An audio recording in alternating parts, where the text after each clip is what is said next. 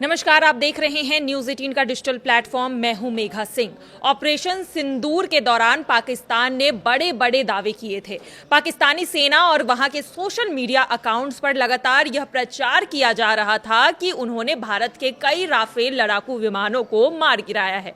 कुछ ने तो यहां तक ये दावा भी कर दिया था कि भारत के 3 राफेल विमान पूरी तरह से तबाह हो चुके हैं। लेकिन अब आधिकारिक दस्तावेज सामने आने के बाद पाकिस्तान के इन दावों की हवा निकलती हुई अब नजर आ रही है। भारतीय वायुसेना मुख्यालय के डायरेक्टरेट ऑफ इंजीनियरिंग द्वारा 15 जून 2026 को जारी किए गए एक टेंडर प्रस्ताव ने यह साफ संकेत दिया है कि भारत के सभी 36 राफेल लड़ाकू विमान पूरी तरह से इन सर्विस है और नियमित संचालन में भी शामिल है। यह प्रस्ताव फ्रांस की सैफ्रन एयरक्राफ्ट इंजन्स कंपनी को भेजा गया है, जो राफेल विमानों के इस्तेमाल होने वाले शक्तिशाली M88 इंजन का निर्माण करती है।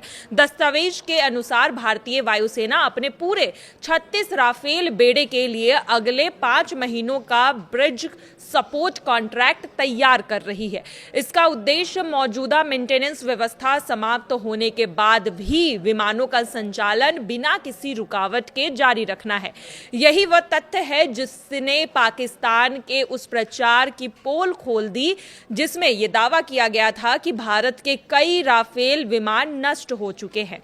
आपको बता दें कि रक्षा विशेषज्ञों का भी कहना है कि किसी भी सैन्य रखरखाव अनुबंध की योजना वास्तविक उपलब्धि विमानों को लेकर उनकी संख्या के आधार पर बनाई जाती है। यदि किसी विमान का नुकसान होता है तो उसके अनुसार सपोर्ट और मेंटेनेंस की व्यवस्थाओं में भी बदलाव दिखाई देते हैं। लेकिन भारतीय वायुसेना द्वारा पूरे 36 राफेल विमानों के लिए तकनीकी और इंजन सपोर्ट मांगा जाना यह दर्शाता है कि बेड़े की संख्या में कोई भी कमी नहीं आई है। यानी पाकिस्तान द्वारा ऑपरेशन सिंदूर के दौरान किए गए दावे अब सवालों के घेरे में आ गए हैं और उनका झूठ दुनिया के सामने आ गया है। आपको बता दें कि भारत और फ्रांस के बीच साल 2016 में राफेल लड़ाकू विमानों की खरीद का समझौता हुआ था।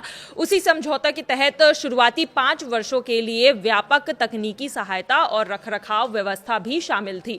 यह व्यवस्था 18 सितंबर 2026 को समाप्त होने जा रही है। इसकी वजह से ही अब भारतीय वायुसेना अंतरिम अवधि के लिए नया ब्रिज सपोर्ट कॉन्ट्रैक्ट तैयार कर रही है ताकि सभी 36 विमान पूरी तरह से ऑपरेशनल बने रहे। दस्तावेज में यह भी बताया गया है कि प्रत्येक राफेल विमान के लिए सालाना औसत 150 घंटे की उड़ान क्षमता बनाए रखने का लक्ष्य रखा गया है।